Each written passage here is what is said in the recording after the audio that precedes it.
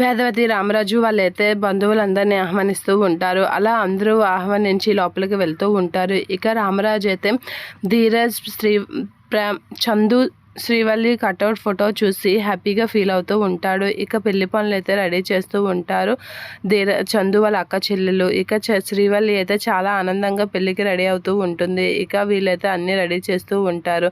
ఇక శ్రీవల్లి అయితే చాలా హ్యాపీగా నవ్వుకుంటూ ఉంటుంది పెళ్లి మేకప్ చూసి. ఇక ప్రేమ అయితే రెడీ అవుతూ వస్తుంది. అలా రెడీ అవుతూ వచ్చిన ప్రేమను చూసి మైమర్చిపోతాడు ధీరజ్. అలా చూసి చాలా ఉండిపోతూ ఉంటాడు. ఇక ప్రేమ అయితే తను సెలెక్ట్ చేసిన చీరను తీసుకొని వచ్చి అలా వస్తూ ఉంటుంది. ఇక అది చూసి ధీరజ్ అయితే అలా చూస్తూ ఉండిపోతూ ఉంటాడు ప్రేమని. ఇక ప్రేమ అయితే ధీరజ్ దగ్గరికి వచ్చేసి పిలుస్తూ ఉంటుంది. అయినా ధీరజ్ పలకపోవడం సరికి హలో అనేది అంటూ ఉంటుంది. ఇక ధీరజ్ ఇలా అనేసరికి ఏమైంది నీకు అని అనేసరికి ఏం లేదు అనేది అంటూ ఉంటాడు ధీరజ్. అలా అనేసి ప్రేమనైతే చూసి అలా మైమర్చిపోతాడు. ఇదేంటి ఇంత అందంగా ఉంది అనేది అనుకుంటూ ఉంటాడు ధీరజ్.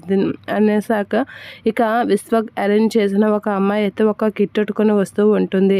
ఈరోజు నువ్వు ఒక కిడ్నాప్ చేయాలి అని అనేసరికి ఎవరిని అని అంటూ ఉంటాడు. పెళ్లి కూతుర్ని కిడ్నాప్ చేయాలి అని చెప్పేసి విశ్వక్ అయితే ప్లాన్ చేస్తూ తనకి ఏం చేయాలో చెప్తూ ఉంటాడు. ఇక తనైతే కిట్ పట్టుకొని వచ్చి పెళ్లి కూతురు గదిలోకి అయితే వెళ్తూ ఉంటుంది. ఇక కిడ్నాప్ చేయడానికి అయితే పెళ్లి కూతురు గదిలోకి వెళ్ళేసరికి శ్రీవల్లి అయితే తన మేకప్ చూసి మురిసిపోతూ ఉంటుంది. ఇక శ్రీవల్లి కాసి చూసి ఈ అమ్మాయినైనా కిడ్నాప్ చేయాలి అని అయితే చూస్తూ ఉంటుంది. ఇక శ్రీవల్లి అమ్మాయి కాసి చూస్తూ అలా తన మేకప్ చూసుకుంటూ మురిసిపోతూ ఉంటుంది.